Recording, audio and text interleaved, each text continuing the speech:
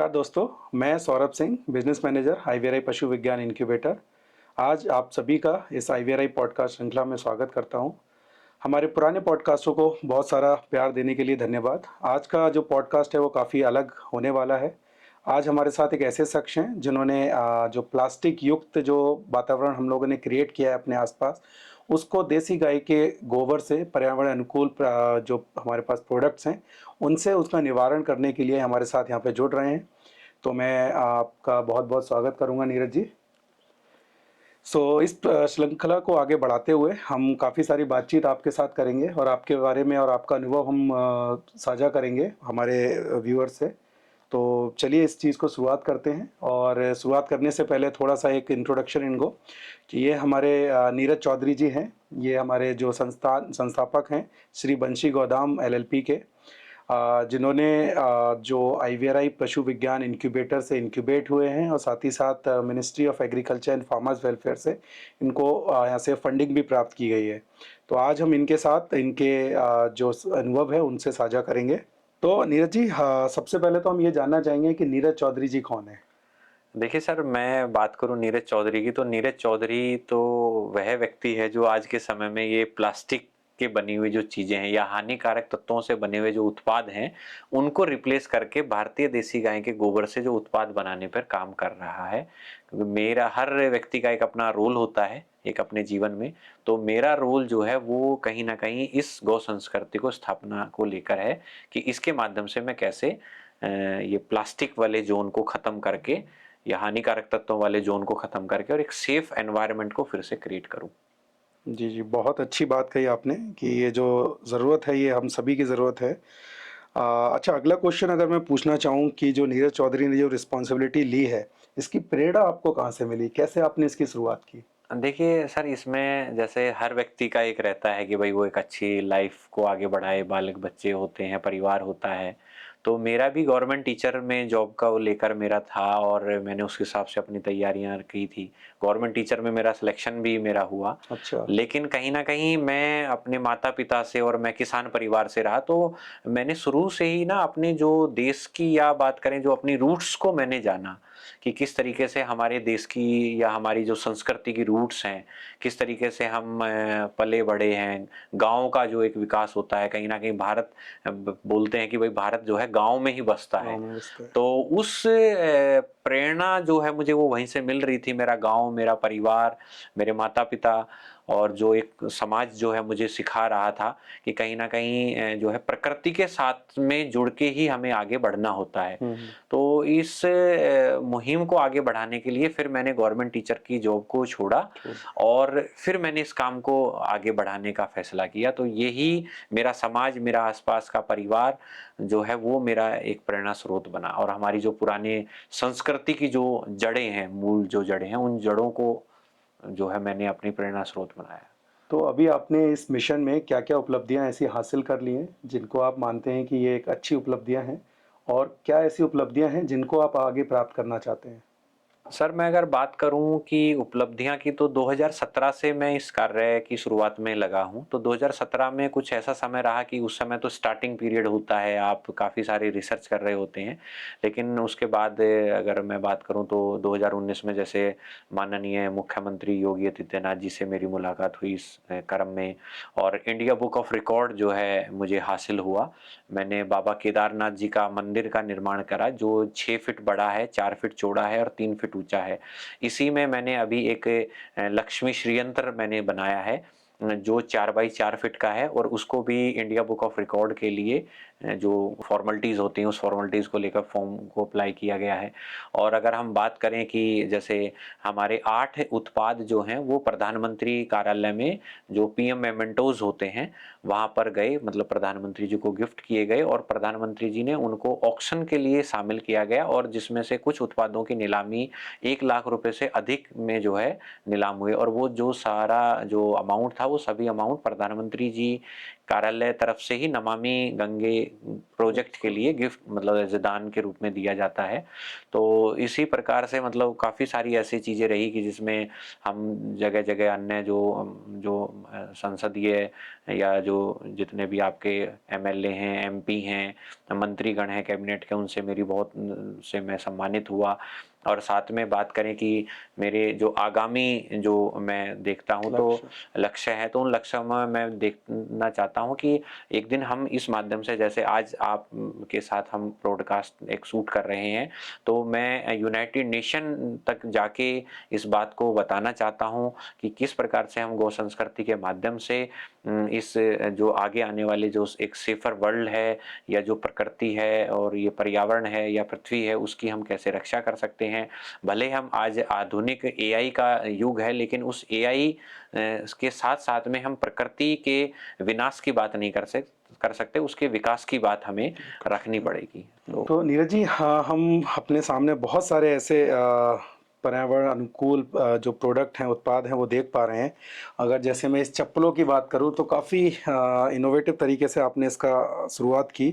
But हम ये जानना चाहते हैं कि ये आपने बनाया कैसे, कैसे इसका उत्पादन हुआ? जी सर, मैं अगर इसमें बताऊं तो देखिए, जैसे ये ना, सबसे पहले हम गोबर को, ताज़ा गोबर को हम कलेक्ट करते हैं और ताज़ा गोबर को कलेक्ट करने के बाद उसको सुखाया जाता है और सुखा के उसको पाउडर फॉर्म में लाया पाउडर जाता फॉर्म में है। बनाया जाता है तो इसको। ये प्रॉपर पाउडर फॉर्म है और ये करीब 90% 80% पाउडर फॉर्म रहता है और ये नेचुरल गम्स है, मतलब बाइंडिंग एजेंट है। तो अगर मैं इसमें बात करूं तो जैसे हमारे जो पुराने समय में जो कल्चर में पुराने जो फोर्ट बनते थे, किले होते थे, घरों का निर्माण होता था, तो उसमें कुछ उड़द की दाल है और आपका ग्वार है और आपका ये जो है मुल्तानी मिट्टी है, चूना है, तो वो सब मिलाया जाता था जो नेचुरल गम्स होते थे। तो उसी ये जो है नेचुरल वो गम फॉर्म को पाउडर फॉर्म में किया गया है। तो 10 से 20% ये रहता है और 90-80% आपका गोबर पाउडर होता है। तो ये और सारी चीज़ें इन्हीं चीज़ों से इसी बनी चीजों हुई से हैं। बनी है और ये पूर्ण रूप से प्राकृतिक अनुकूल है कि जब चीज टूटती है तो आप इसको अपने पॉट्स में, पौधों में या वैसे आपने मिट्टी में मिट्टी इसको में डाल डाल सकते हैं। दिया तो ये खाद की तरफ रूपांतरित हो जाती है। अच्छा, हमने जैसे देखा है कि ये जो अर्ली स्टेज समय होता है किसी भी स्टार्टअप का, वो बहुत डिफ़िकल्ट है, उनको पूरी तरीके से संसाधन नहीं मिल पाते हैं, जिसकी वजह से काफ़ी सारे स्टार्टअप फेल हो रहे हैं। और आपको जैसे किस जर्नी में किस तरीके का सपोर्ट मिला? जैसे आप आईवीआरआई इंक्यूबेशन सेंटर में आप यहाँ पे इंक्यूबेटेड हैं, तो क्या तकनीकी सहायता या क्या कैसे वित्त सहायता आपको प्रोवाइड की गई? उसके बारे में आप थोड़ा-सा अनुभव अपना साझा कर सकें? सर, जैसे मेरा जो ये शुरुआती जो दौर रहा, जब मैं इन सब कामों को बना रहा था, कर रहा था, तो मुझे एक समय में ऐसे लगने लगा, जब मैं बाज़ार में इन सामानों को लेके जाने लगा कि सब एप्रिशिएट कर रहे हैं, तो उसके साथ-साथ मुझे लगने लगा कि मैं अपनी इस बात को या अपने प्रोडक्टों को सरकारों तक मैं लेके जाऊँ या जो बड़े-बड़े जैसे इंस्टीट्यूशंस हैं, वहाँ पे मैं लेके जाऊँ और मैं दिखा सकूँ कि हमने किस तरीके से एक मतलब प्लास्टिक का रिप्लेस मॉडल के रूप में हम आ गए हैं। या तो उसमें जो है मुझे जो है आईवीआरआई के बारे में मुझे पता चला कि ये एक सरकार का जो है इंक्यूबेशन सेंटर है और इसके माध्यम से जो ऐसे नए-नए स्टार्टअप जो आते हैं या जो नए मतलब जो प्रॉब्लम्स को किसी तकनीक के माध्यम से समाधान करके खड़ा कर रहे हैं, तो उसके बारे में आप जो है सपोर्ट करते हैं। तो जब फिर मेरी मुलाकात, सर मैं आपके इधर आया, आपसे मेरी मुलाकात हुई प्रॉपर, तो आपने मुझे फिर प्रॉपर इसके एल्गोरिथम को समझाया। फिर उसी के माध्यम से आपके जो राष्ट्रीय कृषि विकास योजना के अंतर्गत सीड फंडिंग की, उससे मुझे जो है फंडिंग प्रोवाइड हुई।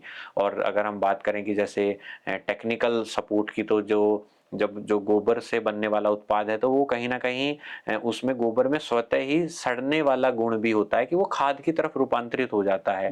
तो उसका जो है मेरे को टेक्निकल सपोर्ट मिला आपके वैज्ञानिकों के, डॉक्टरों के माध्यम से कि उस वो सड़ने की तरफ उसको रोक लिया जाए और जिससे उसकी ड्यूरेबिलिटी बढ़े और एक जो है एक प्रॉपर, जैसे कहते हैं कि एक रॉ मटेरियल के फॉर्म में ही वो रहे और जिससे एक लंबे समय तक टिकाऊ उत्पाद जो है हमारा बने।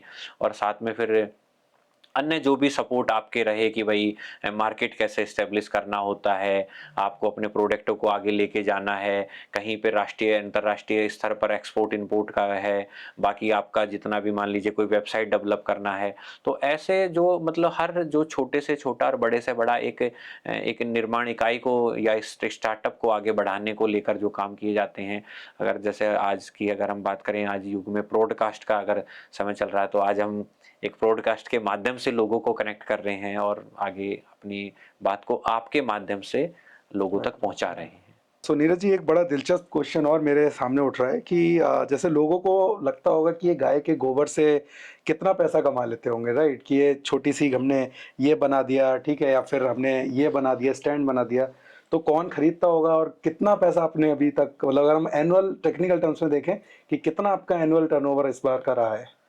सर देखिए, अगर मैं इसकी बात करूं तो अगर हम जैसे कहते हैं ना सर, वो 6 डिजिट या 7 डिजिट, सैलरीज, हाँ। तो हम कहीं ना कहीं उसी में हैं। ओके। और दूसरी चीज ये कि मैं मतलब कमाने की अगर हम बात करें, तो कमाने में डेफिनेशन में पैसे को पीछे रखता हूँ और कहीं ना कहीं अपने कमा रहा हूँ तो अपनी मूल रूट्स को, आगे जो बढ़ा रहा हूँ। हाँ जो कहीं ना कहीं छुप गई हैं, उनको कमा रहा हूँ। कि ओके। वो मान सम्मान पद प्रतिष्ठा और जो चीजें कहीं ना कहीं हम खोते हुए जा रहे हैं, तो सबसे पहले हमें उनका ध्यान रखना है। तो इस तरीके से बाकी तो सर देखिए, बगैर कमाए बगैर थोड़ी ना मान लीजिए चीजों को आगे बढ़ाया जा सकता बढ़ाया है। जा 8-10 सकता है। साल का जो सफर है वो ऐसे हासिल ऐसे नहीं किया हासिल जा नहीं किया सकता ना। सकता। मेरा तो 2400 घंटे और 365 दिन काम ही ये काम है। नहीं है। हाँ, सो नीरज जी, हमने जैसे हम जानते हैं कि हमारा जो भारत देश है वो कृषि प्रधान देश है, और आज भी ग्रामीण लोगों में ये रुचि बिल्कुल भी नहीं है कि हम कैसे किसी एक कृषि से या फिर गोबर से हम इतना बड़ा उत्पाद स्टार्ट कर सकते हैं या एक पूरा इकोसिस्टम चेंज कर सकते हैं। तो आप इस बारे में कैसे सोचते हैं कि अगर कोई एक गांव में बैठा हुआ एक किसान है या फिर एक कोई ऐसा अनएम्प्लॉयड जो पर्सन है जिसने अपनी ग्रेजुएशन कर ली है, उसको उस तरीके की जॉब नहीं मिली है, तो किस तरीके से वो अपने आप कुछ ऐसा स्टार्ट कर सके जिससे वो भी एक ऐसा नया, सफल तो नहीं कहेंगे बट एक ये कि अपना सस्टेनेबल लाइफ को अपना आगे बढ़ा सके? देखिए सर, जो आपने बिल्कुल बहुत एक अच्छा क्वेश्चन जो है आपने पूछा कि कृषि प्रधान देश है, गांव में पूरा भारत बसता है। तो अगर मैं बात करूं तो सर देखिए, ये ना एक सामाजिक वो धारणा है जो चलती हुई आ रही है काफ़ी सालों से, मतलब पीछे से चलती आ रही है। लेकिन आज का जो समय है, तो उस समय में कहीं न कहीं तो बदलाव की आवश्यकता है। पुराने समय में इतना प्लास्टिकरण नहीं था, इतने हानिकारक तत्वों से बने उत्पाद नहीं थे। आज अगर हमारे सामने समस्याएँ आई कि ग्लोबली जो है एनवायरनमेंट कितना मतलब इम्पैक्ट हो डिस्ट्रॉय रहा है। हो रहा है, इम्पैक्ट हो रहा है, हमारे तापमान कितना ज़्यादा वृद्धि होता जा रहा है, ओज़ोन परत खतरे में आ गई है।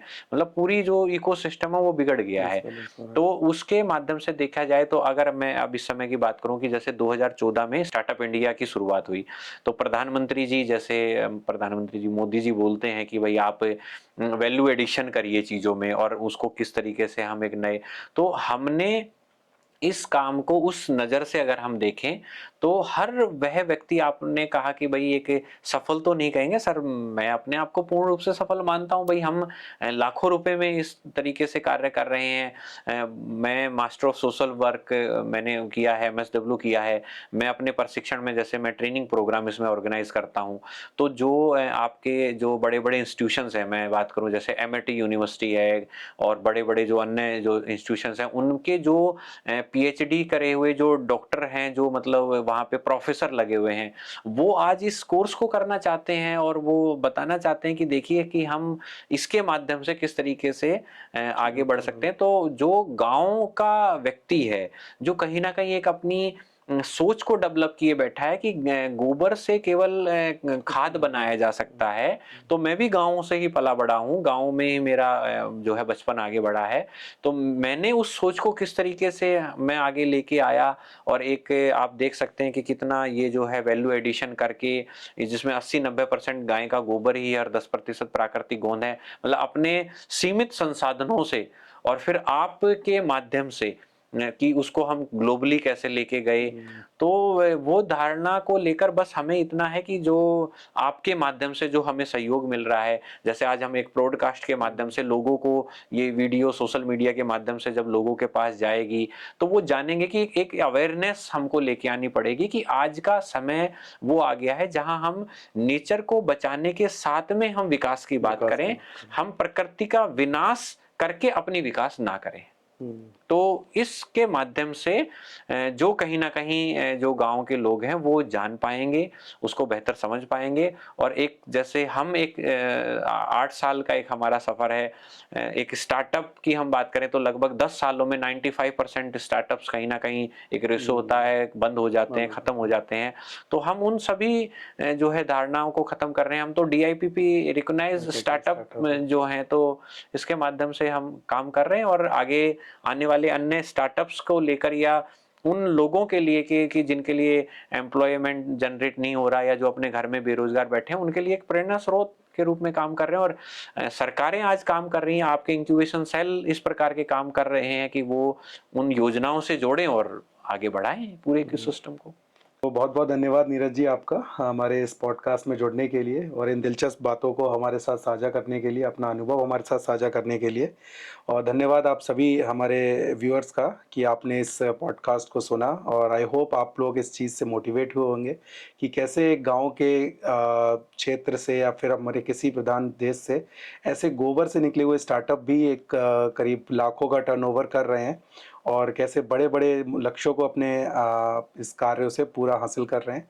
तो आप सभी लोगों से आशा है हमारे साथ ऐसे ही जुड़े रहिए। हम आगे भी ऐसी दिलचस्प स्टार्टअप स्टोरीज आपके साथ साझा करेंगे और हम चाहेंगे कि आप हमें ऐसे ही अपना प्यार देते रहें। बहुत बहुत धन्यवाद।